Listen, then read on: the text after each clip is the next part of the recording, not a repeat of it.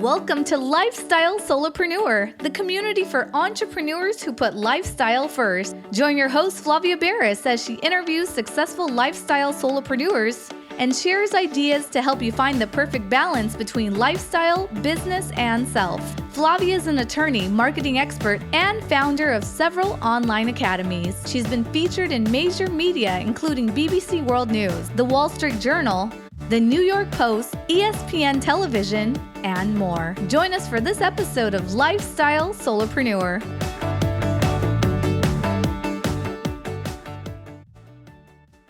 Hey, Lifestyle Solopreneurs. Today we get to speak with Joel Friedland. He has over 40 years of experience as a real estate agent, owner, and syndicator. He has bought over 100 buildings and currently manages a portfolio of $75 million and over 250 investors. He enjoys mentoring others and spending time with his grandchildren. Welcome to the show, Joel.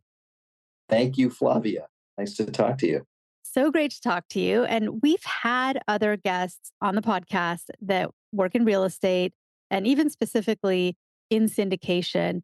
But I think for everyone's benefit, because there's people listening that maybe didn't listen to those episodes or already forgot. And syndication is one of those words that sounds very fancy and something advanced. But I want to sometime during this episode just break that down to make it easier to understand what is that area of real estate and how do people get involved. But first, give us a little bit of your story. How did you end up in the world of real estate? I graduated from the University of Michigan when I was 22, and I was introduced to a family that wasn't my family that owned industrial buildings. Those are warehouses and buildings where products are manufactured. And this family was a father in his 60s and his 3 adult children. And they had a $500 million portfolio, and they needed someone to be a leasing agent. And I thought that was a really good idea. I didn't know what industrial real estate was, so I had to figure it out. And the first day, I got in my car and I drove to an industrial park, and I saw that they had this vacant building that they had told me about. And it was 3,000 square feet, which is the kind of space that an entrepreneurial company would occupy to run their business. And my job was to find a tenant. So I started going door to door in the industrial park from one company to another in these multi-tenant buildings. There would be like 10 tenants in a building or 5 tenants. And I stopped in first day, unannounced, no appointment, and said, "Hey, I've got a space that's available down the street. Would you like to lease a building and move out of this place?" And that's how I started. And I did a bunch of leasing, and then I started as a real estate broker. An industrial real estate broker is the same as a broker that sells homes, except instead of homes, we sell and lease factories and warehouses. That's an amazing start. I love how motivated you were. You know how rare it is to find someone willing to, like, right out of the gate, new at a job, knock on doors. Yeah. You know what? I had a previous experience when I was 14. My parents went out of town. I lived in a suburb of Chicago called Highland Park. And we lived on a street where there were about 80 homes. And at 14, I decided to become an entrepreneur. So on a Saturday morning, I started, and I went door to door on my street to every single one of the homes, asking if they needed someone to cut their lawn and trim their bushes and do their plantings and cultivate or turn the soil. And I ended up getting 40 lawns out of 80 homeowners to agree to hire me. And then I went same weekend. I just kept going and going. I was like the Energizer Bunny. I went to other neighborhoods nearby and I got 30 more. So in one weekend, I got 70 people to sign up. And then to get the lawns cut, I couldn't do it by myself. I hired my friends from my middle school and from the high school. Oh my And I went to the lawnmower store and I bought 4 lawnmowers and had them delivered to my house. Someone had to drive me to the store. I didn't have a driver's license. And I bought about 60 bags of fertilizer, Scott's fertilizer. My parents came back from their vacation. And on Monday morning, my dad went to get his car out of the garage. And all around his car, he couldn't get it out because there were these giant bags of fertilizer and boxes of lawnmowers. And I had been sleeping when they got home, and he came in the house. He said, "What the hell is going on in there?" I said, "Oh, I started a landscaping business over the weekend." That's great. Most parents come home from a vacation, they've left their kid, teenager, and they might say, "You threw a party? How dare you? This is very irresponsible of you." But no, they came home and you started this whole little enterprise. I would have loved to be been a fly on the wall for that first staff meeting with all your little friends. It was so funny because my friends were unmotivated. It was a kind of neighborhood where kids play basketball or they join the golf team, they don't work. So I was hiring all these spoiled kids who never worked a day in their life and convinced them to help me cut the lawns and trim the bushes. And they weren't hard workers. It was more of a nightmare than you can imagine because getting the work done was really tough. What a good introduction to entrepreneurship for you because you got all of it, even the pain points, right? Like managing a team and every, and even landlord issues with your parents. What's your stuff's everywhere? What's going on here? So that I think is a great story on how you got started. So what is syndication? Because that's how you describe yourself today. You're a syndicator. And some people may hear that word and think, I have no idea what that means. Others are very experienced in it. But so give us the not the too brief, but also not too technical or lengthy version of defining it. Sure. Yeah. So being a syndicator means bringing a group of investors together. And the syndicator is also known as the sponsor. So that's what I am. A sponsor puts a deal together, finds the property, arranges to buy the property, gets a real estate lawyer like you to help buy the property, and then gets a securities lawyer, which is something that has to do with following a bunch of rules when you raise money. And they put together an offering memorandum. And the syndicator is the person that puts all that together and finds the property, arranges to buy the property, and then the money comes in. And so I aggregate the money into a bank account, and then I use the money to buy the property.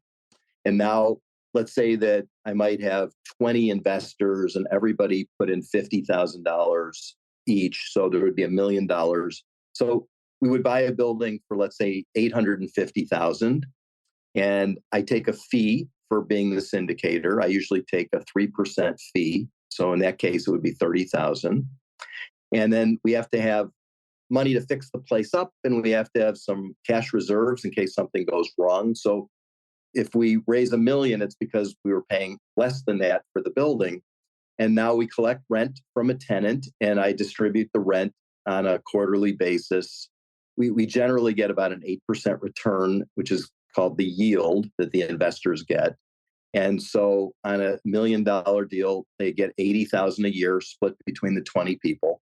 And that's what a syndication is. And it's really being the shepherd of the sheep. It's being responsible for taking care of all the details and making sure that the deal is a success to the extent that it can be. What a great breakdown. I've heard a lot of people break down syndication. I think that was one of the most accessible and easy ways to picture what is happening and going on and what the moving parts are and what everybody's role is.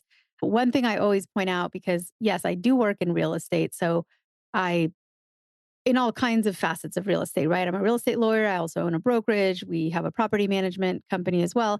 And I see it from all angles. And the thing that happens so often is someone will come to me and say, "Hey, so and so told me you're a great real estate lawyer or a great real estate agent. I saw this building.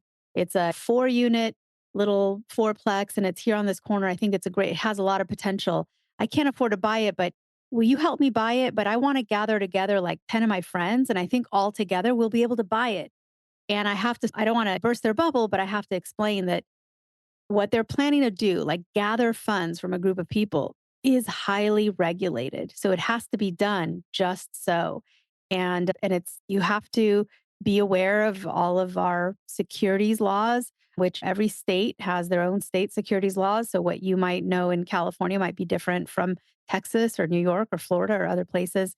And it's not as easy as it sounds. Wouldn't it be great if you can just talk to some friends and neighbors and coworkers and strangers and like a Girl Scout cookie sale outside the grocery store? Hey, I know a great piece of property you want in, and go from there. But it takes a lot more know-how than that. So how did you learn all these kind of nuts and bolts? Did you have a mentor or were you able to learn some other way?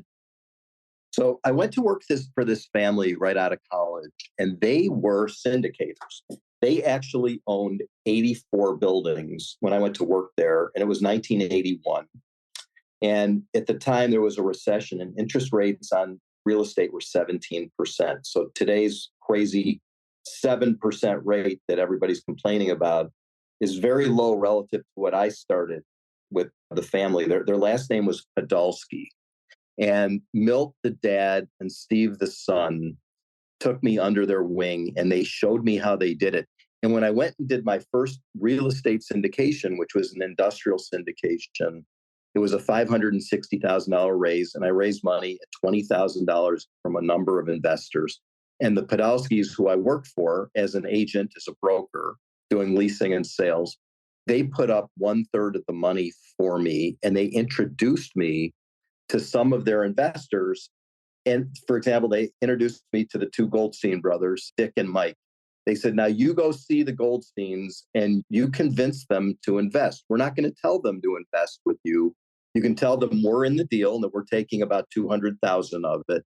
But if they want to go in, it's going to be because you convince them.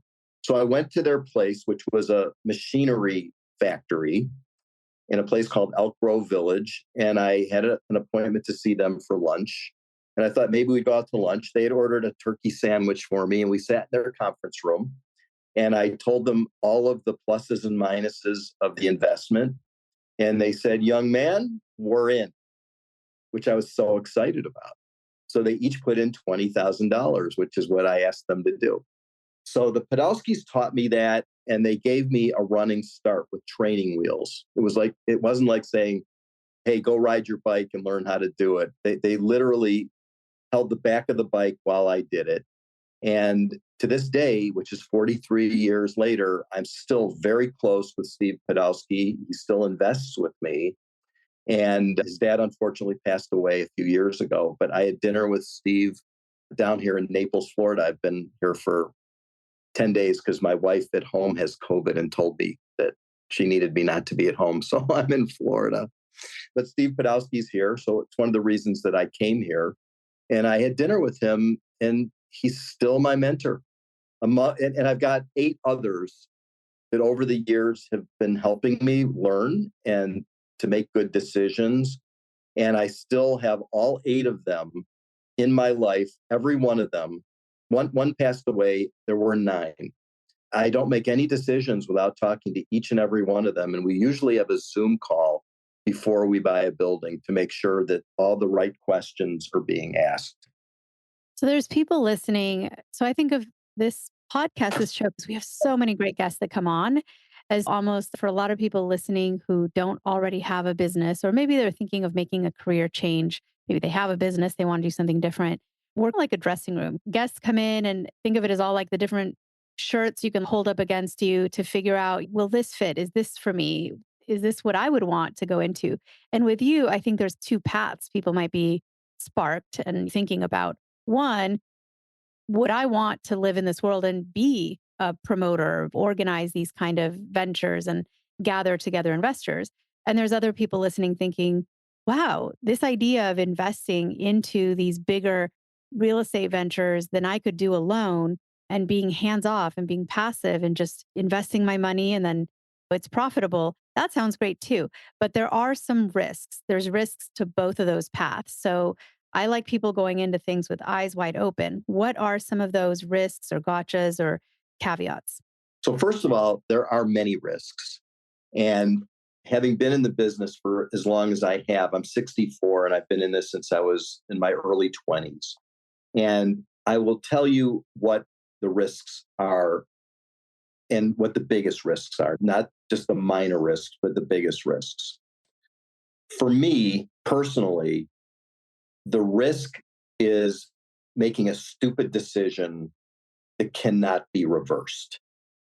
And When a stupid decision is made, it's because of assumptions being made. And so there is a book called The Four Agreements, which is my favorite book. And one of the four agreements is don't make assumptions.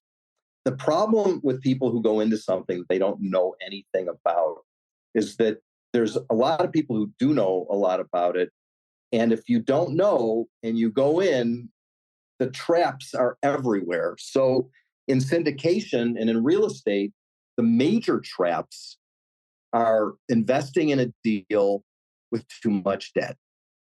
Debt is death if something goes wrong in a real estate deal. And so for that reason, I only do 100% equity deals with no debt. In 2008, which was my third downturn in my career, I had 50 buildings, I had 250 investors, I had 50 loans at 7 banks, and everything went wrong. And because of the fact that banks have no sense of humor, I ended up losing money on 10 deals and had to fight like hell, tooth and nail, not to lose all the rest of the buildings, which were 40 buildings of the 50 that were possibly savable. And I worked very hard to save them.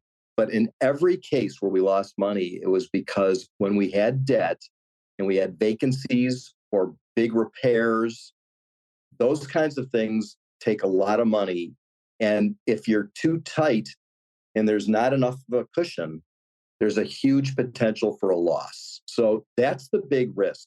If there's no debt, there's no risk that is so big that it could take you down. However, you could overpay, which is a mistake. You could buy right before a downturn, which is a mistake. You could buy a building that has a bad roof or bad HVAC system that needs to be replaced. That could be a giant mistake. One of the things that people don't even think about is if they invest with a syndicator, the syndicator might not be honest. You might run into a criminal. There are plenty of people who raise money and they're Ponzi schemes. You got to make sure you vet whoever it is that is raising money that you're going into their deal. And it's really hard also to figure out what the succession plan is for the person that is raising money. So that if something happens to them, who's smart enough to take over if you trusted them? Who do you trust besides them if they disappear, if they have some sort of a terrible accident and they're disabled and can't work? So there's so many risks, Flavia, that when I know, I could go on, but what happens is if you take one of those big risks and you lose, to me, it's akin to gambling because it was a bad decision. It's like going to the casino and putting all your money on red. Most of your clients, or even going broader than your clients, but most of the people that you know who are these passive investors, the ones who are just contributing the funding necessary for someone to put together a big deal, are they usually doing this as a side gig, as just one more investment in their portfolio of maybe stocks and other things? Or there are some people that are full time, this is all they do, investors? No, there's none of those. They're all different types of professionals. We have airline pilots, doctors, lawyers, people who've sold their business that invest in many other things. I have a theory that diversification is one of the best ways to avoid risk. And so I tell investors that they should never put more than 3% of their net worth in any one single deal or they're a moron. And I say it just like that. I say morons put more than 3% of their money in any one investment, because if you have all of your money in one basket and that basket goes bad, essentially you could be homeless. It sounds ominous, but it's so true. And I think that's one of the reasons why this area of investing is so regulated. Because I think there were times where people would put their entire nest egg into some great idea that somebody had. And just to be clear, syndication is not just for real estate investments. Some people want to put together some other kind of a venture. Maybe they have a software that they want investors for, or an invention of some kind, or a new product, or they're opening a gym, whatever it is. Or a restaurant. Restaurants are very often syndications. So are small businesses that cater to people, hairstylists. To start a business, if you don't have any money, the best way to become big fast, to scale, is to use other people's money. And as the sponsor or the entrepreneur, we take on all of the responsibility for running it and for making sure that the people are making a smart decision to invest with us. And we can make a lot of money from telling them in writing up front that for putting this together, we're going to take a whole chunk of what comes in, the profit first, before they get anything as a salary, because you have to get paid if you're going to run a business. And then after that, they get a return. And then usually they get what's called a preferred return, which is they get a certain amount that comes to them every year, let's say 8% on their money. So let's say in a business, for example, I have a friend who did this. He started a business and he said, I'm going to take the first 300,000 of profit out so that I can pay myself and cover my family's costs. I have a home and I have cars and I have kids who are going to go to college. So that person takes out a big chunk for running it. It's not necessarily a salary, but it could be. So you can be an entrepreneur and raise money and pay yourself. That's how I started my business. When I left the Podolsky family, I started a real estate brokerage company to do industrial real estate. Stayed friends with the Podolskys and actually still did a lot with them, but they knew I wasn't part of the family and I was entrepreneurial. So I went out to start a real estate brokerage company and I brought in $300,000 worth of investors at $25,000 each. And they knew that I was going to take out the first $200,000, that I had to make that. After that, they got an 8% return. And then after the 8% return that they got each year, we would split. So after that, it would be 50-50.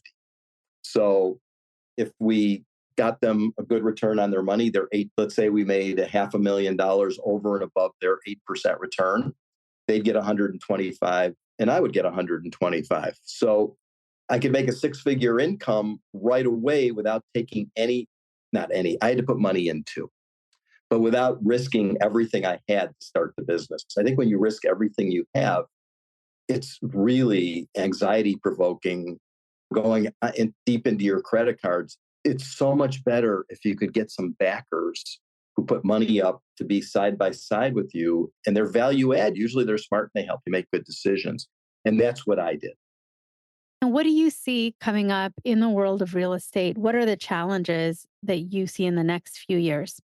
Office is screwed because people are going to continue to work from home. They're not going to reverse what's happened with the internet.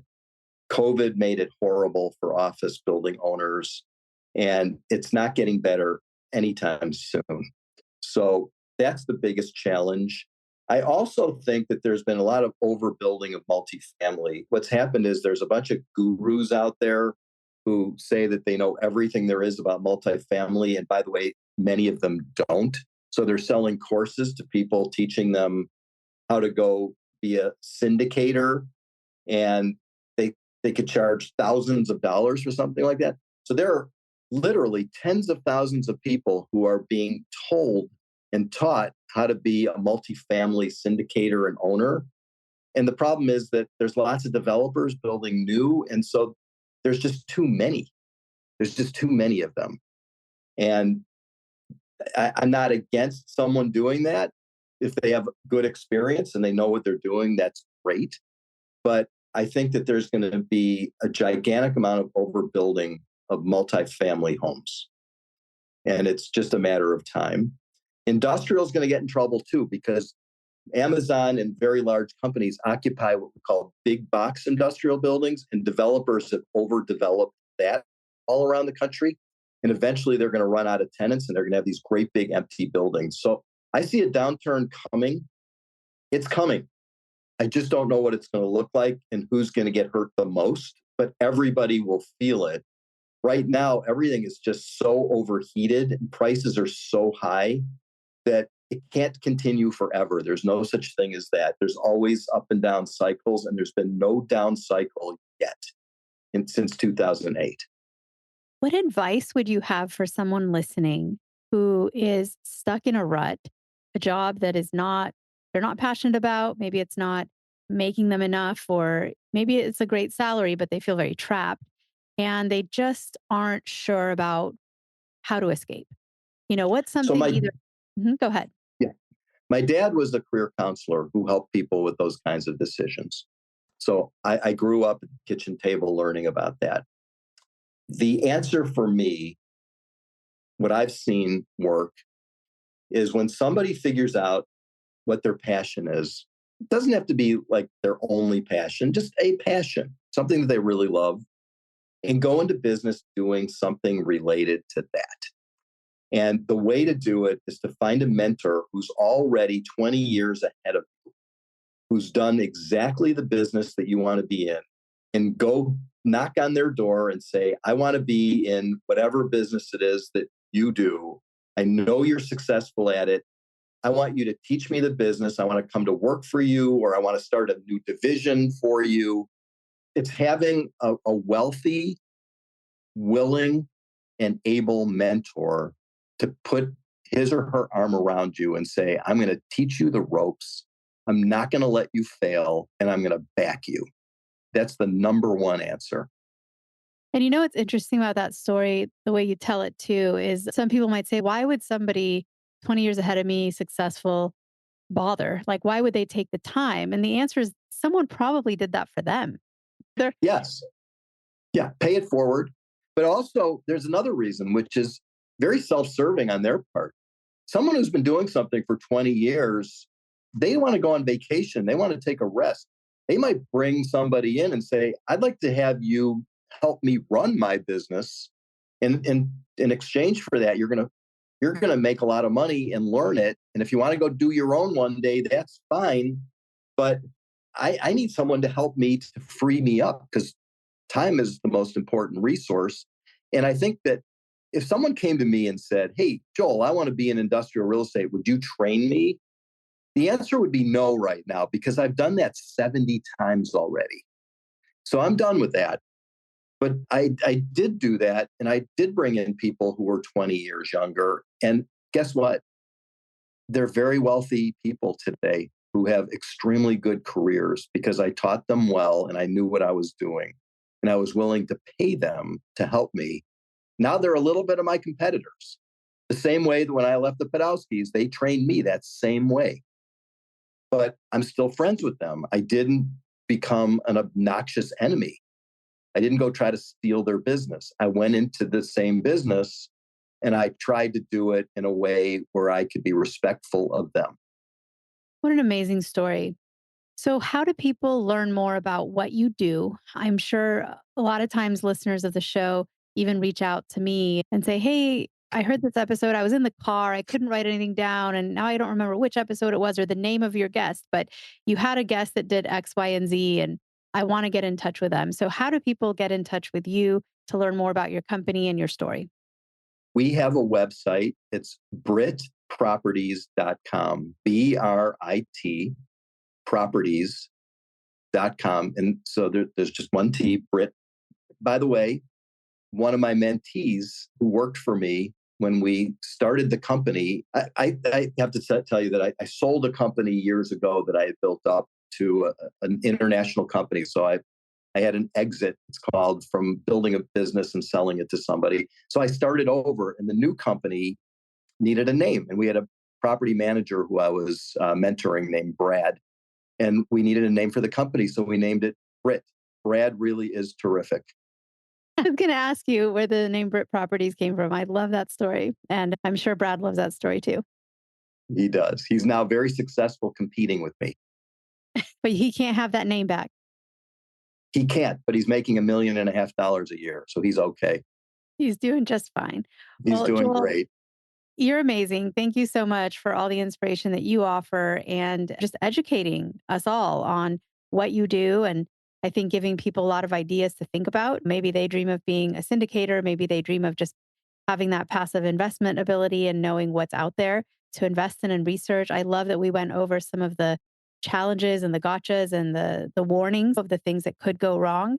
Because again, we don't want anyone marching into something like this without having mentorship or without having some sort of guidance, and professionals too, lawyers and the rest, to advise them.